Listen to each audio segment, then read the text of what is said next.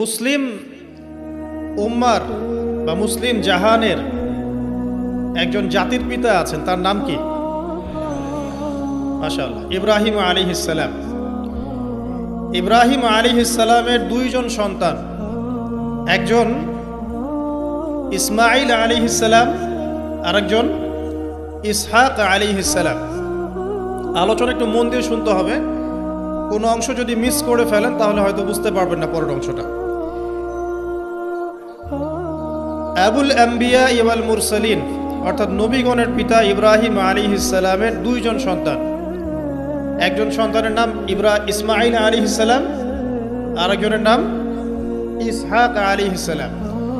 ইসমাঈল আলাইহিস সালাম জন্ম নিয়েছেন হাজরা আলাইহিস সালামের গর্ভে, আর হাজরা আলাইহিস সালামকে রেখে আসা হয়েছে কোথায়?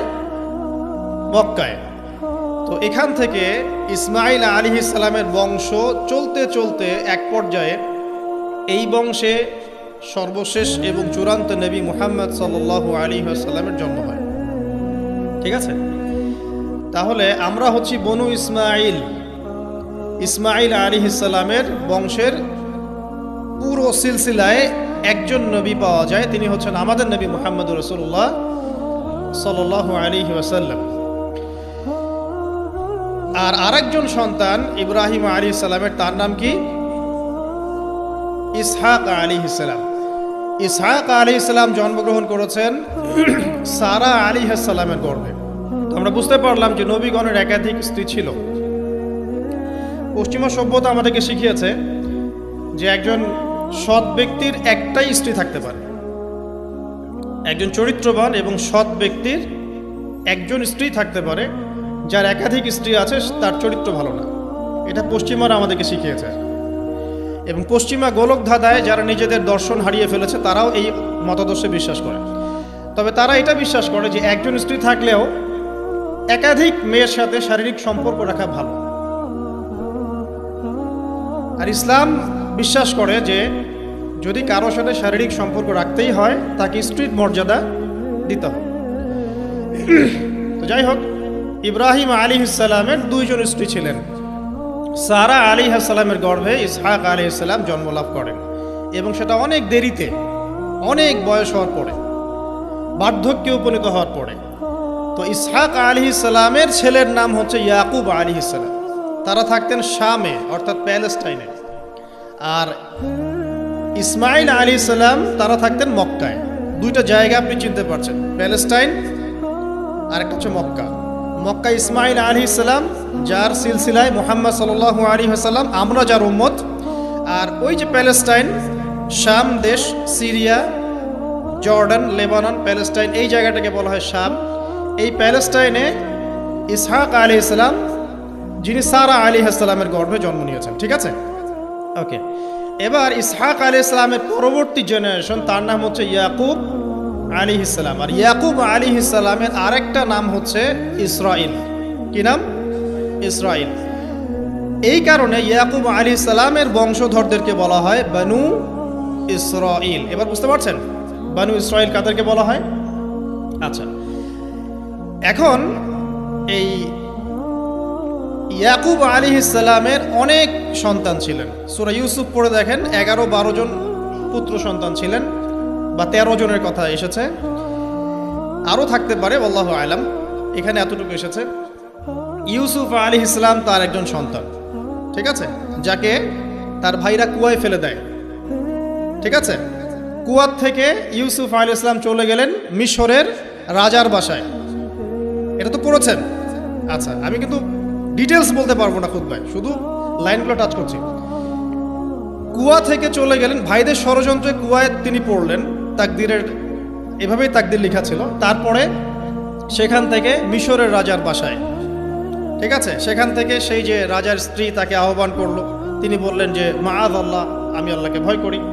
এরপর সেখান থেকে জেলখানায় বিনা অপরাধে তিনি 12 বছর জেল খাটলেন।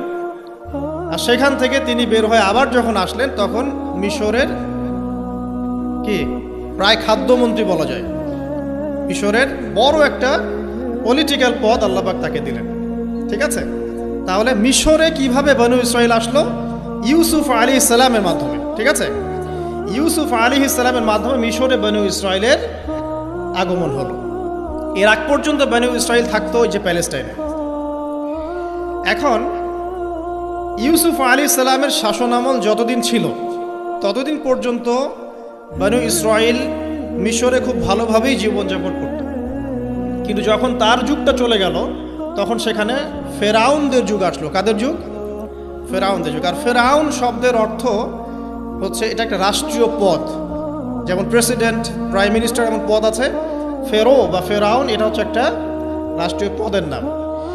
তো ফেরাউনের আসল নাম হচ্ছে রেমেসিস। কি নাম?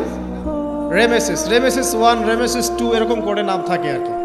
আর যে ফেরাউনের মমিটা আমরা পেয়েছি তারও একটা নাম আছে। তার নাম হচ্ছে, আমি এনসাইক্লোপিডিয়া ব্রিটানিকা থেকে এটা পেয়েছি, তার নাম হচ্ছে মনেপ্তাহ।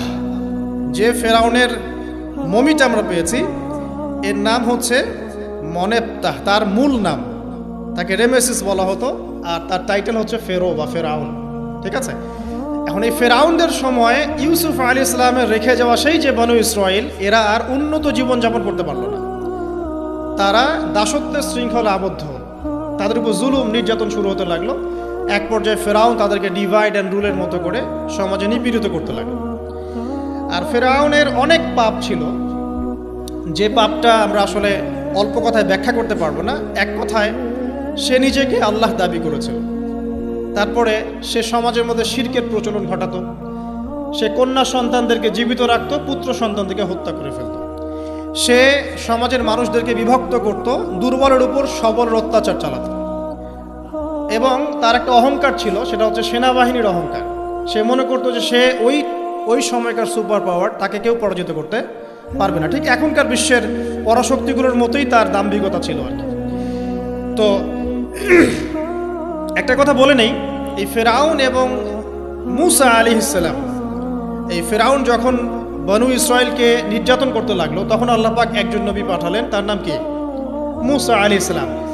আর মূসা আলাইহিস সালাম আর ফেরাউনকে নিয়ে কোরআনুল কারীমে প্রায় 44টা সূরার মধ্যে কথা আছে। আমি হিসাব করে দেখেছি এবং আমি টুকটাক ঘাটাঘাটি করে দেখেছি যে প্রায় 44টা সূরার মধ্যে 532টা আয়াত আছে মূসা এবং ফেরাউনকে নিয়ে। কথা বুঝতে পারছেন? 532টা। কোরআনের টোটাল আয়াত কত? একদম ভুল উত্তর, 6236। 6000 কত? 236। মতবিরোধ আছে, তবে 6236টা আয়াতের পক্ষে শক্ত দলিল আছে। তো এটাকে পার্সেন্টেজ দিয়ে করবেন, যারা ম্যাথামেটিক্স পারেন তারা তো খুব সহজেই পারবেন। তো পার্সেন্টেজ করলে দেখবেন যে 8.53% আয়াত মূসা এবং ফেরাউনকে নিয়ে। 100%-এর মধ্যে প্রায় 8.5 বা 9% আয়াত কাকে নিয়ে? মূসা এবং ফেরাউনকে। এমনি এমনি তো আল্লাহ পাক এই কাজটা করবেন না নিঃসন্দেহে। এই ঘটনার মধ্যে যে শিক্ষাগুলো আছে এটা আমাদের জন্য সবচেয়ে বেশি ইম্পর্টেন্ট। এই জন্য এত বেশি আয়াত নাজিল করা হয়েছে। কোরআনের যে কোনো সূরা খুলবেন দেখবেন মূসা আর ফেরাউন, মূসা আর ফেরাউন। কী কারণ? এমনি এমনি? নিঃসন্দেহে শেষ জামানে আমরা যারা বাস করব তাদের জন্য এই ঘটনার মধ্যে বিশাল কিছু শিক্ষা আছে। শিক্ষাগুলো আমরা ইনশাল্লাহ আজকে জানব। তো এখন মূসা আলাইহিস সালাম এই ফেরাউনের যুগে জন্ম লাভ করলেন। তবে ফেরাউনকে জ্যোতিষীরা বলেছিল আগেই যে ওই শাম দেশ থেকে একটা আগুন আসছে যে তোমার সিংহাসনকে পুড়িয়ে ফেলবে। এর ফলশ্রুতিতে ফেরাউন যেটা করলো, সমস্ত পুত্র সন্তান যারা হতো এদেরকে তারা জবাই করে হত্যা করত। তো যখন জনগণ বলল যে কাজটা খুব খারাপ, প্রতিবাদ শুরু হলো, তখন 1 বছর গ্যাপ দেওয়া শুরু করলো। 1 বছর মারবে, আর 1 বছর রাখবে, আর 1 বছর মারবে, আর 1 বছর রাখবে। যেই বছর মারলো না সেই বছর জন্ম লাভ করলো মূসা আলাইহিস সালামের ভাই হারুন আলাইহিস সালাম। ঠিক আছে? উনিও কিন্তু নবী ছিলেন। আচ্ছা, আর যে বছর মারার কথা সেই বছর জন্ম লাভ করলেন মূসা আলাইহিস সালাম। এখন আমি খুব শর্ট করে বলছি, অনেক ডিটেলস বলতে গেলে 3টা বেজে যাবে, আজকে আসরও হতে পারে। তো এখন যে বছর মারার কথা সেই বছর জন্ম লাভ করলেন মূসা আলাইহিস সালাম। এখন মূসা আলাইহিস সালামের মা কিন্তু তখন খুব শঙ্কিত, ফেরাউন তার সন্তানকে হত্যা করবে। আল্লাহ রাব্বুল আলামিন কোরআনের মধ্যে বলেছেন সূরা কাসাসের মধ্যে। কোন সূরা? সূরা কাসাস। আমি 2টা সূরার নাম বলছি, আজকে বাসায় গিয়ে পড়বেন। এই 2টা সূরার মধ্যে সবচেয়ে বেশি হিস্ট্রি আছে মূসা এবং ফেরাউন এই বিষয়টার উপরে। একটা সূরার নাম হচ্ছে সূরা তাহা, এখানে সুন্দর করে ধারাবাহিকভাবে গল্পটা দেওয়া আছে। আর একটা সূরা হচ্ছে সূরা কসস, এই দুটো পড়বেন অর্থসহ। তো মুসা আলাইহিস সালামের মায়ের হৃদয়টা খুব শঙ্কিত ছিল যে তার সন্তানকে হত্যা করে ফেলা হবে। আল্লাহ রাব্বুল আলামিন বলছেন যে আমি তার কলবে ইলহাম করলাম। সুবহানাল্লাহ, আল্লাহ পাক তার মায়ের কলবের মধ্যে ইলহাম, মানে কি ইলহাম হচ্ছে আল্লাহর পক্ষ থেকে প্রত্যাদেশ না, ওহী না, কিন্তু একটা বুঝ বা একটা নূর, একটা তাজাল্লি, একটা বসিরা ঢেলে দেওয়া। এটা কিন্তু নবুয়ত না, একটা কাজের চেতনা বা দৃঢ়তা আল্লাহর পক্ষ থেকে ঢেলে দেয়া। তার মায়ের কলবের মধ্যে আল্লাহ রাব্বুল আলামিন ইলহাম করলেন যে তুমি তোমার সন্তানটাকে সিন্দুকের মধ্যে ভরে ভাসিয়ে দাও নীল নদে। এখন তার মায়ের কলব, তার মায়ের হৃদয় ছটফট করতে লাগলো, কারণ কোনো মাই তো চাইবে না তার সন্তানকে এভাবে ভাসিয়ে দিতে। আল্লাহ পাক বলছেন যদি না আমি তার হৃদয়টাকে শক্ত করতাম তাহলে সে বিচলিত হয়ে পড়তো। আল্লাহ পাক তার হৃদয়টাকে শক্ত করলেন, সে বিচলিত হলো না, সন্তানকে ভাসিয়ে দিল। এবার সন্তান ভাসতে ভাসতে ভাসতে কোথায় যাচ্ছে? যেখানে ফেরাউনের স্ত্রী গোসল করছে। কথা কি বুঝতে পারছেন? খুব চমৎকার হিস্ট্রি কিন্তু গল্পটা। এবং গল্প মানে এখানে আসলে গাল গল্প না, এগুলো সত্য ঘটনা। এক একটা বর্ণ তেমন সত্য যেমন সূর্য পূর্ব দিক থেকে ওঠে এবং পশ্চিমে ডোবে, এটা যেমন সত্য, এর এক একটা বর্ণ সত্য, এগুলো কোনো গাল গল্প নয়। এবার ফেরাউনের স্ত্রী আসিয়া সে সিন্দুক পেয়েছে। মুসা আলাইহিস সালামকে আল্লাহ পাক বলছেন যে আমি মুসা আলাইহিস সালামের চেহারার মধ্যে মোহাব্বত বা ভালোবাসা ঢেলে দিয়েছিলাম। তার চেহারা যেই দেখতো তাকে ভালোবাসত, বুঝছেন, ভালোবাসা ঢেলে দিয়েছে। এবার ফেরাউনের স্ত্রী আসিয়া, এখানে আসিয়া নন, অন্য একজন স্ত্রী হয়তো, তিনি বলছেন যে ফেরাউনকে বলছে যে একে আমরা আমাদের কাছে রেখে দিই, হয়তোবা সে আমাদের উপকারে আসবে, অথবা তাকে আমরা সন্তান হিসেবে গ্রহণ করতে পারি। লা তাকতুলুহু, তাকে হত্যা করো না। আসা আন ইয়ানফা'না আও নাত্তাখিযাহু ওয়ালাদা, এরকম করে আল্লাহ পাক বলেছেন কোরআনে। তো ফেরাউন তার স্ত্রীর কথা শুনলো এবং তাকে না হত্যা করে রেখে দিল। আর আল্লাহ রাব্বুল আলামিনের কি কৌশল! ওয়া মাকারু ওয়া মাকারাল্লাহ, যেই মূসাকে হত্যা করার জন্য বছরের পর বছর হাজার হাজার শিশুকে হত্যা করা হয়েছে, সংখ্যাটা লাখ লাখও হতে পারে, সেই মূসা আলাইহিস সালামকে আল্লাহ পাক ফেরাউনের ঘরেই লালন পালন করতে লাগলেন। চিন্তা করলেন?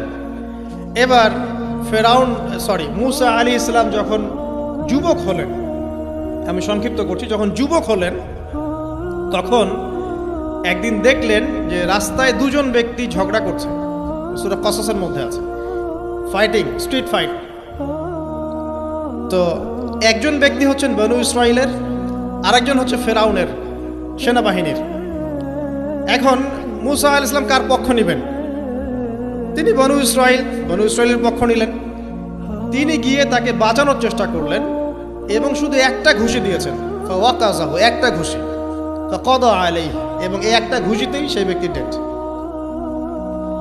এটা কোরআনে আছে, সূরা কসস। তার মানে কোরআন দলিল দিচ্ছে যে মানুষের বডিতে এমন এমন পার্টস আছে, এমন এমন জায়গা আছে যেখানে একটা ঘুষি মারলেও মানুষ মারা যেতে পারে। কি বুঝলেন? যারা মার্শাল আর্ট শিখেছেন বা শিখছেন তারা এটা আরও ভালো বুঝবেন। মানুষের এই বডিতে এমন অনেকগুলো জায়গা আছে, 7টা বা 8টা বা 10টার মতো, যেখানে একটা ঘুষি দিলেও মানুষ মরতে পারে। তো ভালো কিছু শিখলে, ঠিক আছে, টিকটক প্রজন্ম না হয়ে আর এই মোবাইলে লুডু না খেলে ভালো কিছু শেখেন, ইনশাআল্লাহ কাজে দিবে। আত্মরক্ষা শেখা খারাপ? আচ্ছা, তো তবে দাড়ি টুপি নিয়ে শিখতে যান না, সমস্যায় পড়তে পারে। তো এখন একটা ঘুষিতে সেই ব্যক্তি মারা গেল। তারপরের দিন আবার দেখা গেল যে ওই ব্যক্তি যাকে তিনি বাঁচিয়েছেন সেই ব্যক্তি আর আরেকজন সেনাবাহিনীর সদস্য আবার মারামারি করছে। এবার মূসা আলাইহিস সালাম বললেন যে তুমি তো একটা বোকা মানুষ। এবার সে আবার চড়াও হতে শুরু করলো মূসা আলাইহিস সালাম, কিন্তু এবার একজন ব্যক্তি এসে তাকে বললেন যে গতকাল তুমি কিন্তু একজনকে হত্যা করেছো এক ঘুষিতে, আজকে আবার তুমি এই কাজ করতে যাচ্ছ, তুমি তো এখানে স্বৈরাচারের মতো আচরণ করছো। মূসা আলাইহিস সালাম তখন আল্লাহর কাছে ক্ষমা চাইলেন, বললেন ইন্নাহু হাযা মিন আমালিশ শাইতান, এটা তো শয়তানের মতো কাজ, শয়তানের কাজ হয়ে গেল। রব্বিক ফিরলি, আল্লাহ আমাকে মাফ করে দিন। ফাগফার আল্লাহ, আল্লাহ পাক বলছেন আমি তাকে মাফ করে দিলাম। তো তিনি তো ইচ্ছাকৃতভাবে করেন নাই, করেছেন আনইনটেনশনালি, এটা হয়ে গেছে। কিন্তু এখন ফেরাউন মুসা আলাইহিস সালামকে ধাওয়া করতে শুরু করলো, কারণ ফেরাউনের দৃষ্টিতে মুসা আলাইহিস সালাম একটা মার্ডার করেছে তার দৃষ্টিতে, কিন্তু মুসা আলাইহিস সালাম তো আর এটা করেন নাই, ইচ্ছা করে এটা হয়নি, অ্যাক্সিডেন্টলি হয়ে গেছে। এখন মুসা আলাইহিস সালামকে এক ব্যক্তি এসে বলল, তুমি এখান থেকে তাড়াতাড়ি পালাও, এই মিশরে থাকলে ফেরাউন তোমাকে ধরে এখন শাস্তি দিবে। এখন মুসা আলাইহিস সালাম বাধ্য হয়ে মিশর থেকে চলে যাচ্ছেন কোথায়? মাদিয়ান। কোন জায়গা? মাদিয়ান। এটাও আরবের মধ্যে একটা জায়গা, যেই জায়গার নবী হচ্ছেন শুআইব আলাইহিস সালাম। কি নাম? আচ্ছা, এবার শুআইব আলাইহিস সালামের সেই কওমে মুসা আলাইহিস সালাম গেলেন, না খাবার আছে, না পানি, না কাপড়, কিছুই নাই, একদম রিক্ত হস্ত। সেখানে গিয়ে তিনি দেখলেন যে এমনই একটা জলাশয়, হয়তোবা আল্লাহ ভালো জানেন, সেই জলাশয়ের কাছে কিছু মানুষ পানি পান করাচ্ছে গবাদি পশুদেরকে। আমি কি বুঝাতে পারছি? আচ্ছা, তো দূরে দুজন মেয়ে দাঁড়িয়ে আছে, এই দুজন মেয়ে অনেকক্ষণ থেকে দাঁড়িয়ে আছে, তারা পানি পান করাতে পারছে না। মুসা আলাইহিস সালাম অনেকক্ষণ থেকে অবজার্ভ করছেন যে মেয়ে দুটো পানি পান করাতে পারছে না গবাদি পশুদেরকে। তিনি প্রথমে একটু অস্বস্তি বোধ করলেন, তারপরে আবার গেলেন তাদের কাছে, গিয়ে বললেন কি সমস্যা। তখন সেই মেয়েরা বলল, যতক্ষণ পর্যন্ত আমার কওমের লোকেরা এখান থেকে সরে যায় না ততক্ষণ আমরা পানি পান করাতে পারি না, কারণ আমরা দুর্বল, মেয়ে মানুষকে টাইম দিচ্ছে না আর কি। আর এদিকে আমাদের বাবা অত্যন্ত বৃদ্ধ মানুষ, বাসায় পড়ে আছেন একা। তখন মুসা আলাইহিস সালাম যুবক ছিলেন এবং তিনি কিন্তু শক্তিশালী ছিলেন, কওয়িউন আমিন, বিশ্বস্ত এবং শক্তিশালী। ওই যে এক ঘুষিতে মানুষ মারা মানুষ, কি মনে করছেন? তো তিনি এবার ওই গবাদি পশুদেরকে নিয়ে এসে পানি পান করালেন। পানি পান করিয়ে তিনি একটা গাছের ছায়ায় গিয়ে বসলেন। এই প্রত্যেকটা কথা কিন্তু কোরআনে আছে, প্রতিটা কথাই। সূরা কসস পড়েন, সূরা তাহা পড়েন। গাছের ছায়ায় বসে তিনি একটা দোয়া করছেন, এবার হাত উঁচু করে দোয়া করছেন, রব্বি, হে আমার প্রতিপালক, ইন্নী লিমা আনজালতা ইলাইয়া মিন খাইরিন ফাকির। হে আল্লাহ, আপনি আমার প্রতি যে রহমত বা যে করুণা বর্ষণ করবেন এর জন্য আমি ফকির হয়ে বসে আছি। দোয়ার ভাষাটা শুনছেন?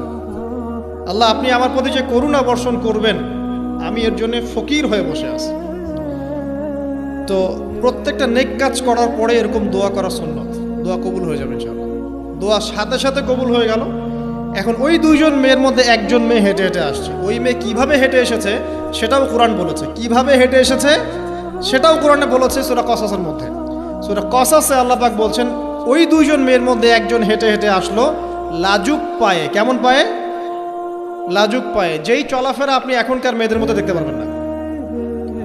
এখনকার মেয়েদের হাঁটার মধ্যে লজ্জা আছে, লজ্জাশীলতার সাথে লাজুক ভঙ্গিতে সেই মেয়ে হেঁটে হেঁটে আসলো। আল্লাহ পাক সেই কথাটাও কোরআনে বলেছেন। এখনকার যে পশ্চিমা সংস্কৃতির অনুকরণ করে যে মেয়েরা, এদের মধ্যে আপনি এই ভাবটা পাবেন। তাদের হাঁটা দেখলে আপনি মনে হবে লজ্জা আছে ভিতরে কোনো। এই বিষয়টা নিয়ে খুব ভাবছিলাম। দেখেন, সূরা আরাফের মধ্যে আল্লাহ পাক বলেছেন যে শয়তান তোমাদের পিতা এবং মাতাকে জান্নাত থেকে বের করে দিয়েছে, তোমরা শয়তান সম্পর্কে সতর্ক থেকো। যখন জান্নাত থেকে বের হয়ে যাবেন তার আগে যখন তারা ওই যে গাছের কাছে গিয়েছেন, সর্বপ্রথম যে ঘটনা ঘটেছে সেটা হলো গায়ের কাপড় খুলে গেছে। আমার কথা বুঝতে পারছেন না? ওই ফলের কাছে যাওয়ার পর সর্বপ্রথম যে ঘটনা ঘটেছে জান্নাতে, নিজেদের গায়ের কাপড় খুলে গিয়েছে। এরপরে গাছের ছাল এবং গাছের যে বড় বড় পাতা জান্নাতের, এগুলো দিয়ে তারা লজ্জাস্থান ঢাকা শুরু করেছিলেন। এটাও কোরআনে আছে। এখন আল্লাহ পাক যখন নামিয়ে দিচ্ছেন দুনিয়াতে, আদম সন্তানদেরকে আল্লাহ পাক বলছেন যে তোমরা শয়তান সম্পর্কে সতর্ক থেকো, শয়তান কিন্তু তোমাদের পিতা মাতার কাপড় খুলে নিয়েছে। কথা বুঝতে পারছেন? এখন খেয়াল করে দেখেন যে কাপড় খুলে নেওয়া দরকার হচ্ছে না, মানুষ অটোমেটিক কাপড় খুলে দিচ্ছে। কথা কি বুঝতে পারছেন? মনে করে একটা এক্সাম্পল দিই, আল্লাহ না করুক, ধর এই মাঠের মধ্যে 1 লক্ষ মানুষকে জড়ো করে এই মাঝখানে শহীদ মিনারের কাছে যদি আপনাকে কেউ জোর করে 10 জন মানুষ ধরে কাপড় খুলতে চায়, আপনার কেমন লাগবে? চিন্তা করেন, পুরুষ হিসেবে চিন্তা করেন, মহিলা কথা বাদ দেন। আপনি তো পুরুষ, আমাদের কি ভালো লাগবে? আমাদেরকে যদি বলে যে মেরে ফেলবো অথবা কাপড় খুলতে হবে, কোনটা নিবা? আপনি বলবেন হয়তো মেরে ফেল, তাও ভালো, তাই না? তাহলে ওই মানুষদের কথা চিন্তা করেন যারা ইচ্ছায় স্বেচ্ছায় লক্ষ লক্ষ মানুষের সামনে কাপড় খুলে ফেলছে। কেউ বাধ্য করছে না, কোনোভাবেই কেউ বাধ্য করছে না, নিজের ইচ্ছায় পুরুষ না নারী কাপড় খুলে ফেলছে। মিউজিক ইন্ডাস্ট্রি বলেন, ফিল্ম ইন্ডাস্ট্রি বলেন, এই যে এখনকার যে শোজগুলো বলেন, হাওয়ায় তো মারতেছে দেশ এখন, তাই না? তো এই যে বিষয়গুলো দেখছেন, গেট আপ, ড্রেস কোড, মানুষ কি এটাকে জোর করে খুলে নিয়েছে গা থেকে? ইচ্ছা করে খুলে দিয়েছে। তাহলে এদের অবস্থান চিন্তা করেন যে এদেরকে কার সাথে তুলনা করবেন আপনি? যদি বলেন পশুর সাথে, আমি বলবো তুলনা ঠিক হয়নি, কারণ কোনো পশুও নগ্ন চলে না। চলে? কোনো পশু নগ্ন চলে না। তুলনা একটা জাতির সাথে করতে পারেন। ওই যে ব্রাজিলের আমাজন জঙ্গল আছে, ওখানে দেখবেন কিছু কবিলা আছে যারা সমাজ থেকে টোটালি ডিটাচড, জানে না কাপড় কেমন করে পরতে হয়, সভ্যতা কি, সংস্কৃতি কি, ন্যায় কোনটা, অন্যায় কোনটা। ওদের গেট আপগুলো দেখবেন, এদের গেট আপগুলো দেখবেন সেম। তাহলে এদের আদর্শ কোথায়? আল্লাহ পাক সূরা আরাফে বলছেন, শয়তান থেকে সতর্ক থেকো, তোমাদের পিতা মাতার কিন্তু তারা কাপড় খুলে ফেলেছিল শয়তান, তোমাদের কাপড় যেন শয়তান খুলতে না পারে, আল্লাহ পাক সতর্ক করেছেন। আর এখন আপনি খেয়াল করে দেখবেন, জোর করে না, স্বেচ্ছায় মানুষ কাপড় খুলে ফেলছে, এবং তারা পুরুষ না, নারী। তো যে জায়গায় আসছিলাম, ওই মেয়ের হেঁটে আসাটা আল্লাহ রাব্বুল আলামিন ব্যাখ্যা করেছেন। সেই মেয়ে, দুইজন মেয়ের একজন মেয়ে হেঁটে হেঁটে আসছে মূসা আলাইহিস সালামের কাছে লাজুক ভঙ্গিতে, লজ্জায় মুখ নত করে, লজ্জাশীলতার সাথে এসে বলছেন যে আমার বাবা আপনাকে ডাকছে। তার বাবাকে? শুআয়ব আলাইহিস সালাম, আমার বাবা আপনাকে ডাকছে। এবার তিনি গেলেন শুআয়ব আলাইহিস সালামের কাছে, গিয়ে তার কিসসা বা কাহিনীটা বললেন। শুআয়ব আলাইহিস সালামও কিন্তু একজন নবী এবং জবরদস্ত নবী। বলে রাখি, শুআয়ব আলাইহিস সালামের কওম সর্বপ্রথম সেই কওম যাকে ভূমিকম্প দিয়ে ধ্বংস করা হয়েছিল। সর্বপ্রথম পৃথিবীতে ভূমিকম্প দিয়ে যে কওমকে ধ্বংস করে দেওয়া হয়েছে সেটা হচ্ছে শুআয়ব আলাইহিস সালামের কওম। আর তিনটা বড় বড় ভূমিকম্প আমাদের সামনে অপেক্ষা করছে শেষ জামানায়। তিনটা হবেই, একটা পৃথিবীর পশ্চিম দিকে, একটা পৃথিবীর পূর্ব দিকে। আর পূর্ব দিক বলতে কিন্তু আমাদের দিক, Indonesia, Malaysia, Bangladesh, Pakistan, Sri Lanka, India, এই পুরো জায়গা হচ্ছে পূর্ব দিক। আর পশ্চিমা সভ্যতা তো বোঝেন, পশ্চিম কোন দিকে। আর একটা হবে পৃথিবীর মাঝখানে। মাঝখান কোনটা? এই যে জাজিরাতুল আরব, এখানে একটা হবে। এটা হবেই, কোনো বিজ্ঞানী ঠেকাতে পারবে না। তো শুআয়ব আলাইহিস সালামের কওম সেই কওম যাকে ভূমিকম্প দিয়ে ধ্বংস করা হয়েছিল। তো এখন মূসা আলাইহিস সালাম তার কাছে গিয়ে তার ঘটনাগুলো বললেন। শুআয়ব আলাইহিস সালাম তাকে বললেন, ঠিক আছে, আমার মেয়ের একটা দাবি। আমার মেয়ে বলেছে যে তুমি হচ্ছ বিশ্বস্ত এবং শক্তিশালী, তোমাকে যেন আমি আমার কাজে নিয়োগ করি। আসলে মেয়ে বাবাকে ইঙ্গিত একটা মানে মনের ভাব ব্যক্ত করেছে আগে, তখন তার বাবা সেই ভাবটা বুঝতে পেরেছেন। তিনি বলেছেন, ঠিক আছে, আমি আমার এই মেয়ের সাথে তোমাকে বিয়ে দিব। শর্ত কি? শর্ত হচ্ছে তোমাকে 8 বছর আমার এখানে কাজ করতে হবে। 8 বছর, কত বছর? 8 বছর কাজ করার বিনিময়ে আমি তোমাকে আমার মেয়ের সাথে বিয়ে দিচ্ছি। আর যদি তুমি চাও তাহলে 10 বছর পূর্ণ করতে পারো। তো মূসা আলাইহিস সালাম বলেন, ঠিক আছে, আমাদের মাঝে আল্লাহ পাক সাক্ষী হিসেবে যথেষ্ট। এবার সেখানে মূসা আলাইহিস সালাম তার সংসার শুরু করলেন। 10 বছর অতিবাহিত হলো। তারপরে এখন মিশরে ফিরে যাওয়ার পালা। মূসা আলাইহিস সালাম তার স্ত্রীকে নিয়ে কোথায় যাচ্ছেন এখন? মিশর, তার হোম টাউন, ঠিক আছে, মাদারল্যান্ড। কিন্তু যাত্রা পথে তুয়া উপত্যকায় বিভিন্ন কিতাবে এসেছে তার স্ত্রীর প্রসব বেদনা শুরু হয়। তখন তিনি আগুন তালাশ করতে থাকেন।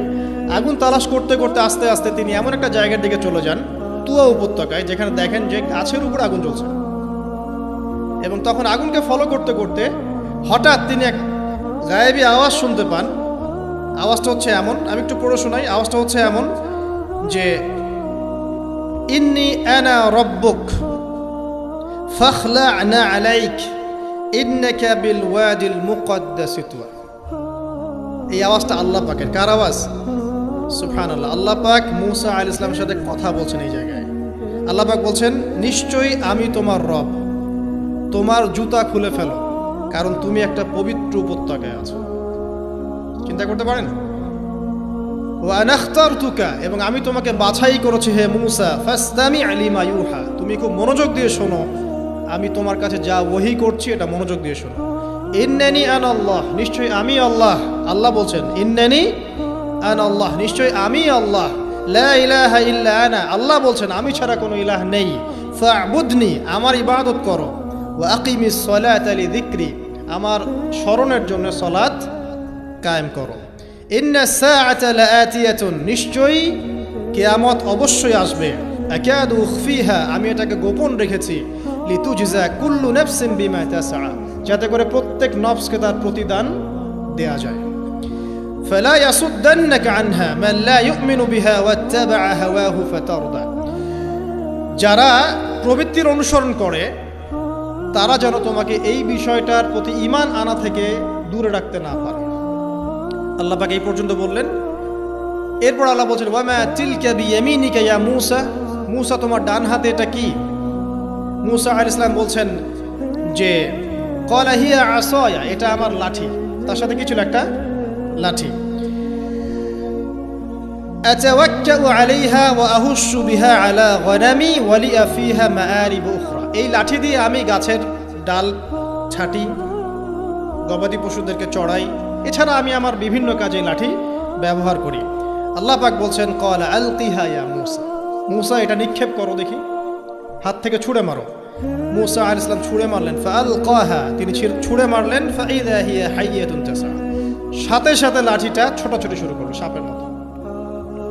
অন্য সূরায় আছে এই দৃশ্য দেখার সাথে সাথে মূসা আলাইহিস সালাম উল্টা দিকে দৌড় দিয়েছিলেন। স্বাভাবিক, ভয় পাওয়া স্বাভাবিক। তো তখন আল্লাহ পাক বলেছিলেন যে তুমি ভয় পেও না, আমার কাছে নবীগণ ভয় পায় না। ঠিক আছে, অন্য সূরা এগুলো আছে, আমি শর্ট করে বলছি।